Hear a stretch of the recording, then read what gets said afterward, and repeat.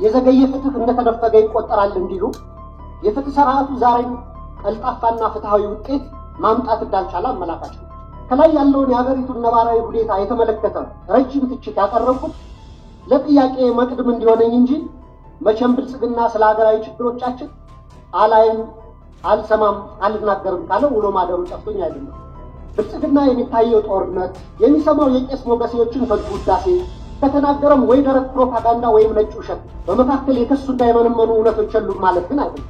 አሁንም በተለያዩ የሀገሪቱ አካባቢዎች ያሉ ጦርነቶችን የማስቆም ተቀዳሚ ኃላፊነቱ የሞራልና የታሪክ ተጠየቅም የሚወድቀው በፌደራል መንግስቱ ላይ ነው።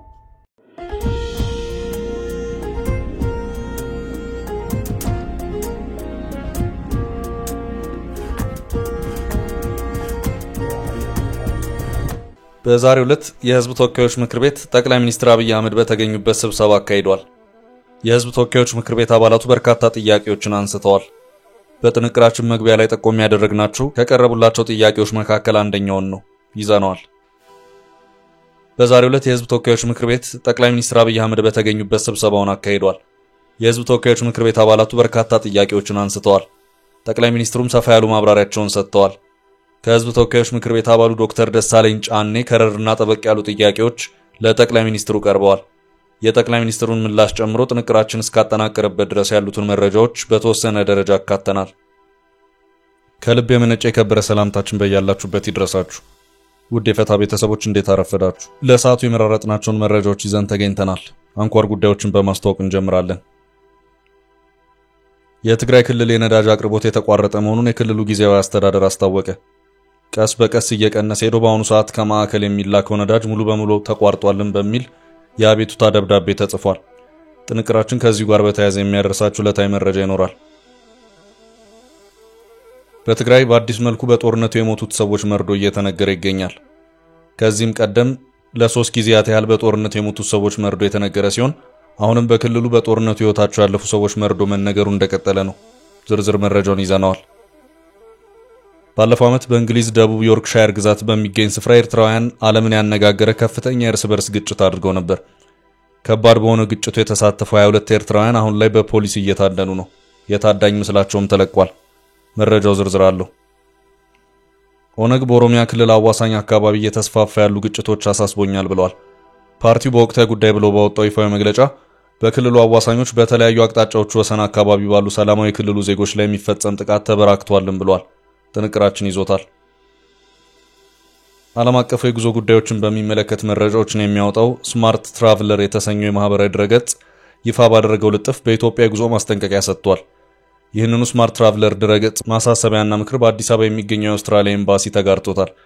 ዝርዝር መረጃውን ከጥንቅራችን ይሰማሉ።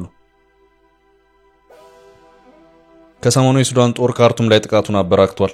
ካርቱም ከእጃቸው እየወጣች መሆኑን የተረዱት የፈጥኖ ደራሽ ኃይሎች መስራችና መሪ ጀነራል መሐመድ ዳጋሎ የሱዳን ጦር ዋና መቀመጫ የሆነችን ፖርት ሱዳንን ለማጥቃት ዝተዋል። በካርቱም ያለውን ቤተመንግስት ለማስጣልም 2000 ጦር ማስገባታቸው ተሰምቷል። የሱዳን ጦርነትን የተመለከተ ዘገባ ይዘናል። እስከ ፍጻሜው አብራችሁን ቆዩ። የምንለቃቸው ዕለታዊ ትኩስ ዜናዎች እንዲደርሷችሁ ላይክ፣ ሼር፣ ሰብስክራይብ ማድረግ እንዳትረሱ።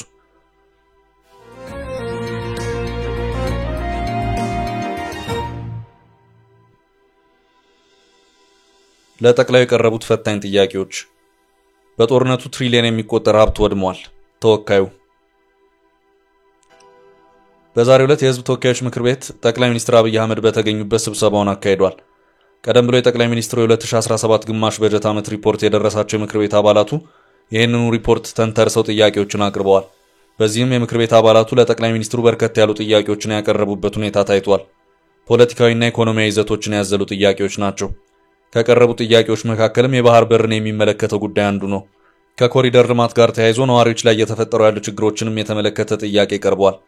የባህር በርን በተመለከተ የዲፕሎማሲ ውጤቶችን ያስገኙትን ውጤቶች ቢገልጹልን፣ በአገሪቱ ዘላቂ ሰላም ለማስፈን መንግስት በተጨባጭ ምን እየሰራ ነው፣ ወደ ህዳሴው የሚወስደው መንገድ ለቻይና ኮንትራክተሮች ቢሰጥም ባለው የጸጥታ ችግር ምክንያት ተቋርጧል፣ ይሄው ጉዳይ በተመለከተ በመንግስት በኩል ምን ታስቧል የሚሉት ለጠቅላይ ሚኒስትር አብይ ከቀረቡ ጥያቄዎች መካከል ናቸው። ከዚህም በተጨማሪ ፕሪቶሪያ የሰላም ስምምነት በሰሜኑ የሀገራችን ክፍል የሰላም እፎይታ አስገኝቷል። በስምምነቱ መሰረት ዘላቂ ሰላም ለማረጋገጥ የሚያስችሉ የስምምነት ነጥቦቹ በምን ደረጃ ላይ ይገኛሉ? መገዳደል፣ መጠፋፋትና የፖለቲካ ተቃርኖ ዛሬም ዋጋ እያስከፈለን በመሆኑ መንግስትና መሪው ፓርቲ ችግሮችን ሰላማዊ በሆነ መንገድ ተነጋግሮ የመፍታት ባህል ማጎልበት ላይ በተሰሩ ስራዎች የተገኘ ውጤት ቢብራራልን የሚሉት ጥያቄዎችም እንደዚሁ ተነስተዋል።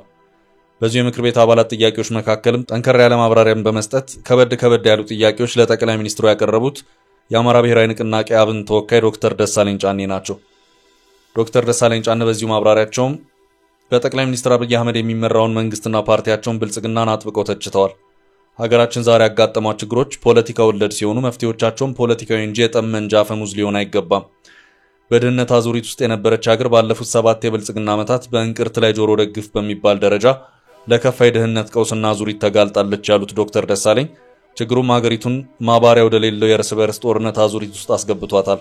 የኢህአዴግ አምባገነናዊ ልማታዊ አገዛዝ ነበር። ወደ ብልጽግና ያደረገው መለወጡ የሜታሞርፎሲስ ደግሞ የሙሉ ጊዜ ጦረኛና እልቂት ጠማቂ አገዛዝ እንዲሆን አድርጎታል ሲሉም ገዢውን ፓርቲን ብልጽግናን አጥብቀው ተችተዋል። ብልጽግና ፓርቲ በሚከተለው ጠቅላይ አገዛዝ ምክንያት ሰላም ከራቀን ከራርመናል ያሉት ዶክተር ደሳለኝ ባለፉት 6 ዓመታት በኦሮሚያ፣ በትግራይ፣ አማራና አፋር እንደዚሁም ዛሬም ድረስ ደግሞ በአማራና ኦሮሚያ ክልሎች በቀጠለው ጦርነት የደሃ አርሶ አደርና የከተሜው ልጆች በሁሉም በኩል እንደ ቅጠል እየረገፉ ናቸው። ማቆሚያ ባጣውም የእርስ በርስ ጦርነት በትሪሊየን የሚቆጠር ሀብትና ንብረት እየወደመ እንደሆነም የጠቅላይ ሚኒስትሩ የኢኮኖሚ አማካሪ ቡድን የሰራው አንድ ጥናት ያመላክታል ሲሉም ዶክተር ደሳለኝ ጫኔ በሰጡት ማብራሪያም አስታውቀዋል። ዶክተር ደሳለኝ ከዚሁ ጋር በተያያዘም በርከት ያሉ አሃዛዊ ሪፖርቶችንም ጭምር በማጣቀስ ይኸው በአገሪቱ በርካታ አካባቢዎች የተካሄዱትና እየተካሄዱ ያሉት ውጊያዎችና ግጭቶች አድርሰዋል ያሏቸውን ኢኮኖሚያዊ ውድመቶች ሰፋ አድርገው የዘረዘሩበት ሁኔታም ታይቷል። ከዚህ ውጭም ዶክተር ደሳለኝ ጫኔ ፖለቲካ ምህዳሩ ጥርቅም ብሎ ተዘግቷል፣ መንቀሳቀስ አይቻልም ሲሉም ማብራሪያቸውን የሰጡ ሲሆን ከዚሁ ጋር በተያያዘም በርካታ ዓለም አቀፍ ሪፖርቶች ሲወጡ ነበርም ብለዋል። ከኢትዮጵያ ጋር የሚወጡ ሪፖርቶችን በተመለከተም ምክር ቤቱ ጉዳዩን በተመለከተ አንድም ቀን አጀንዳ ይዞ ስብሰባ አለመቀመጡ እንዲሁም አስፈጻሚውንም አካል ጠርቶ አለመጠየቁ በታሪክና በትውልድ ተጠያቂ ያደርገዋል ሲሉም በምክር ቤቱ ላይ ወቀሳቸውን የሰነዘሩበት ሁኔታ ታይቷል።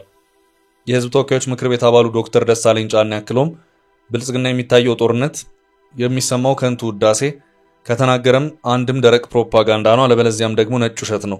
ነገር ግን በመካከሉ የከሱና የመነመኑ እውነቶች የሉም ማለት ግን አይደለም በማለትም ገዢውን ፓርቲ ብልጽግናን አጥብቀው የተቹበት ሁኔታ ታይቷል። ጠቅላይ ሚኒስትር አብይ አህመድ ለቀረቡላቸው ጥያቄዎች ማብራሪያቸውን መስጠት የጀመሩት በኢኮኖሚ አቅጣጫ ጀምረው ነው። ጠቅላይ ሚኒስትሩ በዚሁ ማብራሪያቸውም ሰፋ ያለ መንግስታቸውን ስኬት የሥራ አፈጻጸም በሰፊው አብራርተዋል። ባለፉት 8 ወራት በዋና ዋና ኢኮኖሚ አመላካቾች ታላላቅ ስኬቶች ተመዝግበዋል ያሉት ጠቅላይ ሚኒስትሩ በቀጣይ የበጀት ዓመት ቀሪ ወራት ይህን ስኬት ማጠናከር ከተቻለ ኢትዮጵያ በተያዘው በጀት ዓመት ከ8.4 በመቶ በላይ ኢኮኖሚ እድገት ታስመዘግባለች ሲሉም ተናግረዋል። ጠቅላይ ሚኒስትሩ ማብራሪያ ከሰጡባቸው ጉዳዮች መካከልም አንደኛው ሀገሪቱ በውጭ አበዳሪዎች የተበደረችውን ብድር የሚመለከት ሲሆን በዚህም ከአበዳሪዎች ጋር በተደረገው ድርድርም ከፍተኛ ውጤት አስመዝግበናል ሲሉም ተናግረዋል።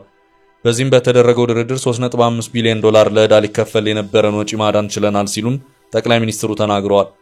በኤክስፖርቱም ዘርፍ ከየትኛውም ዓመት በላይ ውጤት ማስመዝገብ ችለናል ያሉት ጠቅላይ ሚኒስትሩ በዚህም በ8 ወራት ውስጥ $4.5 ቢሊዮን ኤክስፖርትን ማድረግ ችለናል ሲሉም ተናግረዋል።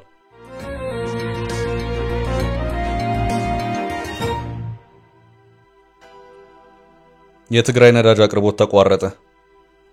የትግራይ ክልል ነዳጅ አቅርቦት የተቋረጠ መሆኑን የክልሉ ጊዜያዊ አስተዳደር አስታወቀ።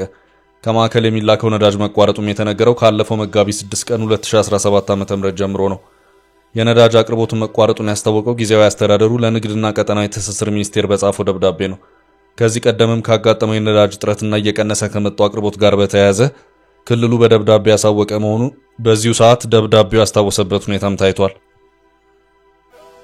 በነዳጅ አቅርቦት ላይ እየታየ ያለው መስተጓጎል መፍትሄ እንዲሰጥበት በድጋሚ መጠየቅ ይመለከታል በሚል ርዕስ በተጻፈው በዚሁ ደብዳቤ ክልሉ የህዝቡ ኑሮና አጠቃላይ ኢኮኖሚያዊና ማህበራዊ አገልግሎቶች እንዲንቀሳቀሱና ህዝቡ ካለበት ችግር ወጥቶ የዳግም ግንባታ ስራዎች ለመስራት አስፈላጊ የሆነው ነዳጅ ወደ ትግራይ ክልል ሊገባ የነበረው ከወርሃ ጥር 2017 ዓ.ም በመጠኑ እጅጉን የቀነሰበት ሁኔታ በመኖሩ እንደ ክልል ያለን ችግር በመግለጽ አፋጣኝ መፍትሄ እንዲሰጥበት ጠይቀንም ነበር ሲል ነው ያስታወሰው።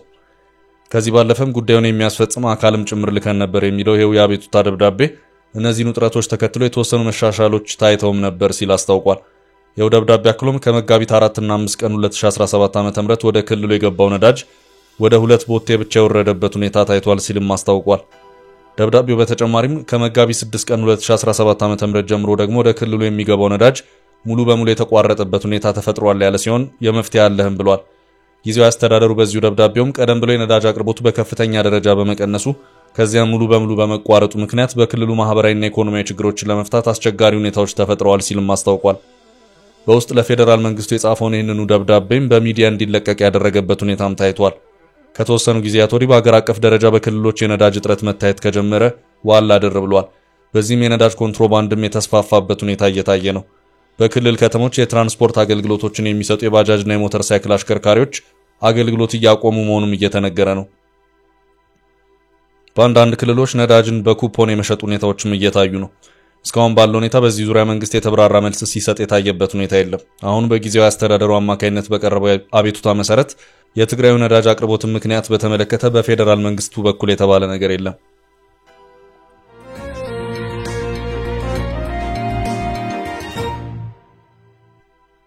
በቀጣይ መረጃ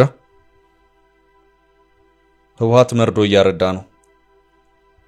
በትግራይ በአዲስ መልኩ በጦርነት የሞቱ ሰዎች መርዶ እየተነገረ ይገኛል። ከዚህ ቀደም ለ3 ጊዜያት ያህል በጦርነት የሞቱ ሰዎች መርዶ የተነገረ ሲሆን አሁንም በክልሉ በጦርነቱ ህይወታቸው ያለፉ ሰዎች መርዶ መነገሩ እንደቀጠለ ነው። ህወሓት በጦርነት ህይወታቸውን ላጡ ቤተሰቦች መርዶ እየነገረ መሆኑን የተገለጸው።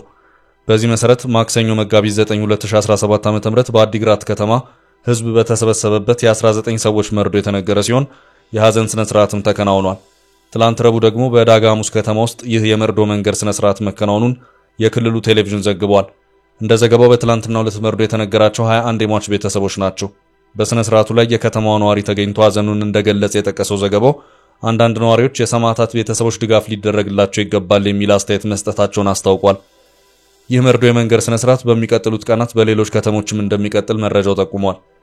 በሰሜን ኢትዮጵያ መሰረቱን በትግራይ ክልል አድርጎ ለ2 ዓመታት ከተካሄደው ጦርነት ጋር በተያያዘ ጥቅምት 2 በይፋ በክልሉ የትግራይ ሰማዕታት የሐዘንና የክብር ቀን ስነ ስርዓት መታወጁ አይዘነጋም። ከጥቅምት 2 ቀን 2016 ዓ.ም አንስቶ በክልሉ ጊዜያዊ አስተዳደር ፕሬዝዳንት ጌታቸው ረዳ የሐዘንና የክብር ስነ ስርዓቱ መታወጁ ተከትሎ ከምሽቱ 1 ሰዓት አመሻሽ ጀምሮ ከማይጨው እስከ ሽራሮ በ500 ኪሎ ሜትር ርቀት አካባቢ የሚገኙ ከተሞች ሰማዕታት የሚዘክር ሻማ ያበሩ ሲሆን በሌሊቱ በቤተ ክርስቲያንና በመስጂዶች ቅዳሴና ጸሎት እንዲሁም ዱዓ መደረጉ ይታወቃል። ጥቅምት 3 ጠዋት 12 ሰዓት የክልሉ ባንዲራ ዝቅ ብሎ ሲውለበለብ በመቀሌ ከተማ ጥቅምት 3 ከምሽቱ 1 ሰዓት ላይ በጦርነቱ የተሰዉትን ሰማዕታት ለማሰብ የትግራይ ጊዜያዊ አስተዳደር ካቢኔ ጧፍና ሻማ ማብራት ስነ ስርዓት ተከናውኗል። ከአንድ ዓመት በኋላ አሁንም በሰሜኑ ጦርነት ህይወታቸውን ያጡ ወገኖች መርዶ የማርዳት ስራው አለመጠናቀቁንና በዚሁ ሳምንት ዳግም መጀመሩን የተገለጸው። በሚቀጥሉት ቀናት ህወሓት በክልሉ የተለያዩ አካባቢዎች መርዶ ማርዳት ስነ ስርዓቱን እንደሚቀጥል ተመላክቷል።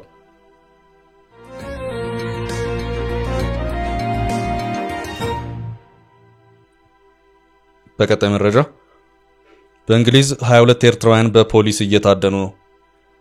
ባለፈው ዓመት በእንግሊዝ ደቡብ ዮርክሻየር ግዛት በሚገኝ ስፍራ ኤርትራውያን ዓለምን ያነጋገረ ከፍተኛ የእርስ በርስ ግጭት አድርገው ነበር። የኤርትራ መንግስት የሚደግፈው የነጻነት በዓልና የገቢ ማሰባሰቢያ ፕሮግራም አዘጋጅቶ የነበረ ሲሆን በአብዛኛው ሁለተኛ ትውልድ የሆኑ ኤርትራውያን ወጣቶች የአስመራውን መንግስትና ድጋፉን ተቃውሞ ከፍተኛ ነውጥ አስነስተው ነበር። የግዛቱ ፖሊስ ከሰሞኑ 22 ኤርትራውያን ወንዶች ምስል በመልቀቅ ታዳኝ መሆናቸውን ገልጿል። ሼፊልድ የነበረው ነውጥ የተፈጠረው ባለፈው ዓመት ሜይ 25 ቀን ነበር። እስካሁን በባለፈው ዓመት ግጭት 18 ሰዎች ክስ የተመሰረተባቸው ሲሆን ክሱ አደገኛ መሳሪያ በመያዝና ጉዳት በማድረስ በሚል ነው። ክስ የቀረበባቸው ኤርትራውያኑ የኤርትራ ነጻነት በዓል በሚከበርበት ቀን ወደ ስፍራው ሰዎች እንዳይገቡ ማገዳቸውም በክሱ ተካቷል። በተለምዶ የፓኪስታን ሙስሊም ሴንተር በሚባለው ስፍራ የነጻነት በዓሉ እየተከበረ የነበረ ሲሆን ከ200 በላይ ሰዎች በስፍራው ተሰባስበው ነበር። ከማዕከሉ ውጭ ለተቃውሞ የተሰባሰቡት ወደ ማዕከሉ በመግባት ድንኳኖችን በማፍረስ ተሽከርካሪዎችን በመሰባበር በሰው ላይ ከፍተኛ ጉዳትም አድርሰዋል። ማዕከሉ ላይ በዚህ ነው ከፍተኛ ውድመት እንደደረሰ በጊዜው የተነገረው። ክስተቱን ተከትሎ የአካባቢ ፖሊስ ምርመራውን ያጠናቀቀ ሲሆን 22 ሰዎች በወንጀሉ ተለይተዋል። የአካባቢ ፖሊስ ቃል አቀባይ ሁሉም ጥፋተኞች ለፍርድ እስኪቀርቡ ድረስ ምርመራችን ይቀጥላል ብለዋል። የ22ቱ ኤርትራውያን ወንዶች ተፈላጊዎች ምስል ከአካባቢው የሲሲቲቪ የደህንነት ካሜራዎች የተሰባሰቡ መሆናቸው ታይቷል።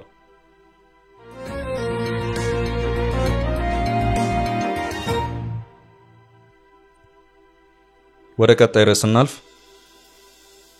ውጊያው አሳስቦኛል። ኦነግ በኦሮሚያ ክልል አዋሳኞች አካባቢ እየተስፋፉ ያሉ ግጭቶች አሳስቦኛል ብሏል። ፓርቲው በወቅታዊ ጉዳይ ብሎ ባወጣው ይፋዊ መግለጫ በክልሉ አዋሳኞች በተለያዩ አቅጣጫዎች ወሰን አካባቢ ባሉ ሰላማዊ የክልሉ ዜጎች ላይ የሚፈጸም ጥቃት ተበራክቷልም ብሏል።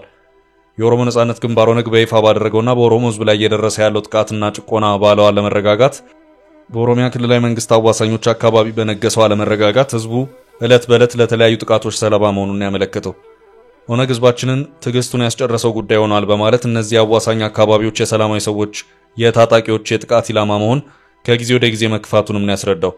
በክልሉ በተለያዩ አቅጣጫዎች በአዋሳኞች ላይ በሚፈጠር የታጣቂዎች ጥቃት የንብረት ንጥቂያና የመሬት አስተዳደር ዝርፊያ ያለው ድርጊት እንደሚፈጸምም ነው ኦነግ ያሳወቀው። ፓርቲው በይፋዊ መግለጫው በክልሉ አዋሳኞች ላይ ተሰማሩ ያሏቸውን ታጣቂዎች ለመሬት ንጥቂያ የተሰማሩ ሲል ገልጿቸዋል። ፓርቲው በመግለጫው አክሎም በኦሮሚያ ክልል ሰሜንና ምስራቅ ሸዋ ዞኖች፣ በሆሮ ጉድሩ ወለጋና ምስራቅ ወለጋ ዞኖች እንዲሁም በደቡብ ኦሮሚያ ባሌና ቦረና ብሎም በምስራቅ ኦሮሚያ በኩል ምስራቅ ሐረርጌ ዞንና ድሬዳዋን በሚያዋስኑ አካባቢዎች በህዝቡ ላይ የሚደርሱ ሰቆቃዎች እንዲቆሙ ሲል ነው የጠየቀው። በዚህ ጉዳይ ከዶቼ ቬለ ጋር ቆይታ ያደረጉት የፓርቲው ቃል አቀባይ አቶ ለሚገመቹ መሬት ላይ ያለውን ተጨባጭ ሁኔታ ከግንዛቤ በማስገባት ነው ይህን መግለጫ ያወጣ ነው። ጥያቄውም ሆነ መረጃው ከህዝባችን የሚደርሰን ሲሆን ሮሮ እንዲቆም በመሻት ነው መግለጫውን ያወጣ ነው ሲሉም ይፈጸማሉ ያሏቸው ንጥቂያና አፈና ብሎም ግድያዎች እንዲገቱም ጠይቀዋል። ኦነግ በተለይም በክልሉ ምስራቅ ሸዋና ሰሜን ሸዋ ብሎም በሁለቱ የወለጋ ዞኖች በኩል ሰላማዊ ክልሉ ነዋሪዎች ላይ ይፈጸማል ላለው ጥቃት በአማራ ክልል ውስጥ የሚንቀሳቀሱ ታጣቂዎችን ነው የወቀሰው። በመግለጫው በምስራቅ ሸዋ ዞን በኩል ጊምበች ወረዳ፣ በሰሜን ሸዋ ዞን ደራ ወረዳ 4 ቀበሌያት፣ በሆሮ ጉድሩ ወለጋ ዞን የአሙር ወረዳ ቆላማ አካባቢዎች እንዲሁም በምስራቅ ወለጋ ዞን በስም ያልተጠቀሱ ነገር ግን በርካታ ቀበሌያት ተብሎ በተገለጹ ስፍራዎች ወሰን ተሻጋሪ ያለው ጥቃት መኖሩን በመግለጫው ዘርዝሯል። አቶ ለሚ ፓርቲያቸው የጥቃት ሰለባ የሆኑ አካባቢዎችን በመግለጫው የለዩትም ካለው የችግር መጠን አኳያ ነው ብለዋል። ታጣቂዎች ጥቃት ያደረሱባቸው ቦታዎችን ለይተን ነው መግለጫ ያወጣንባቸው። በእነዚህ አካባቢዎች ከወትሮ የተለዩ አፈናና የንብረት ንጥቂያዎች በስፋት ተስተውሏል ነው ያሉት።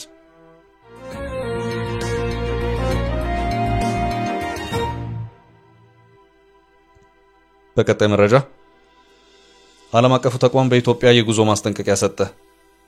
ዓለም አቀፉ የጉዞ ጉዳዮችን በሚመለከት መረጃዎችን የሚያወጣው ስማርት ትራቭለር የተሰኘው የማህበራዊ ድረገጽ ይፋ ባደረገው ልጥፍ በኢትዮጵያ የጉዞ ማስጠንቀቂያ ሰጥቷል። ድረገጹ ትላንት ይፋ ባደረገው ልጥፉ በኢትዮጵያ የትግራይና የአማራ ክልሎች እንዲሁም በሌሎች አካባቢዎች የጸጥታና የደህንነት ችግር ስላለባቸው ሰዎች ወደ ተጠቀሱ ስፍራዎች ባይጓዙ ሲል አስጠንቅቋል። ስማርት ትራቭለር ተጓዦች ወደ ኢትዮጵያ ለመጓዝ ያላቸውን ፍላጎት እንደገና እንዲያጤኑ በጠየቀበትና ባቀረበው ምክረ ሐሳቡ በተለይም ተጓዦች ወደ ትግራይ ክልል የሚያደርጉትን ጉዞ በድጋሚ ቢፈትሹና ባያቀኑ ሲል አሳስቧል።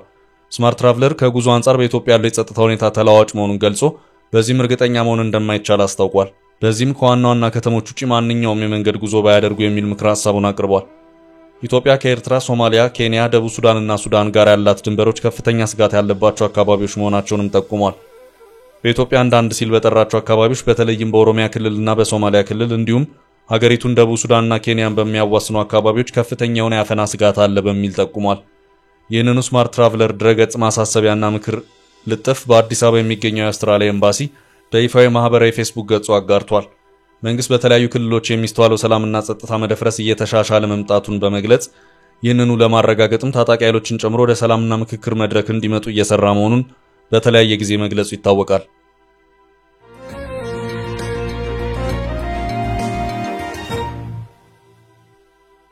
በቀጣይ መረጃ ጀነራል ሄሚቲ የሱዳን ጦር መቀመጫን ለማጥቃት ዛተ። 2000 ጦር ካርቱምን ለማስጣል ቤተ መንግስቱን ከቧል። የሱዳን ጦር ወደ ማዕከላዊ ካርቱም በመገስገስ የፈጥኖ ደራሽ ጦር ላይ ከበባውን እያጠነከረ መሆኑ ተዘግቦ ነበር።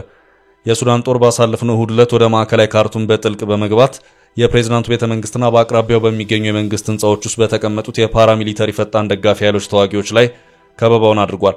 ካርቱም ከእጃቸው እየወጣች መሆኑን የተረዱት የፈጥኖ ደራሽ ኃይሎች መስራችና መሪ ጀነራል መሐመድ ዳጋሎ የሱዳን ጦር ዋና መቀመጫ የሆነችን ፖርት ሱዳንን ለማጥቃት ዝተዋል። እስከዛሬ ከጦርነቱ ርቀው የሚገኙ የቀይ ባህር መዳረሻዎችና የሰሜን ሱዳን ከተሞች የጦር ሜዳ ለማድረግ ነው ጀነራል ሄሚቲ የዛቱት።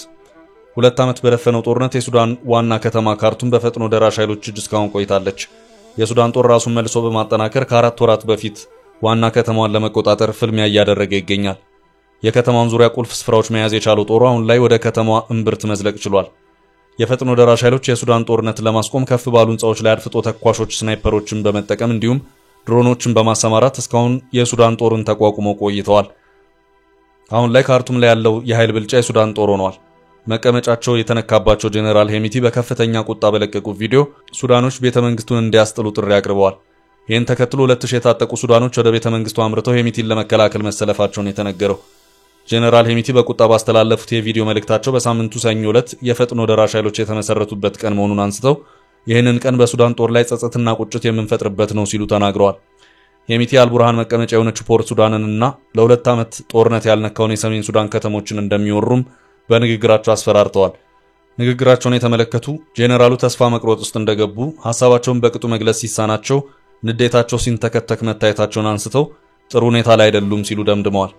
ፈጥኖ ደራሽ ኃይሎች አሁንም በደቡብ ሱዳን ጠንካራ ይዞታ ያላቸው ሲሆን ከሲቪልና ተቃዋሚ ፓርቲዎች ጋር በመጣመር ኃይሉ በያዛቸው ስፍራዎች የትይዩ መንግስት ለማቋቋም መወሰናቸው ይታወሳል። ይህ ውሳኔ በተባበሩት መንግስታትና በዓለም አቀፍ ማህበረሰብ ሱዳንን ለሁለት ይሰነጥቃታል በሚል እቅዱ መተቸቱ ይታወሳል። ቻችን ለዛሬ ያዝንላችሁን ርዕሰ ጉዳዮች እዚህ ላይ ቋጨን። ላይክ፣ ሼር እና ኮሜንት በማድረግ ለቻናላችን ድጋፋችሁን መግለጽ እንዳትዘነጉ እያልን ከሌሎች መረጃዎች ጋር ደግመን እስክንገናኝ ቸር ያሰማን ስንል ተሰናበትን።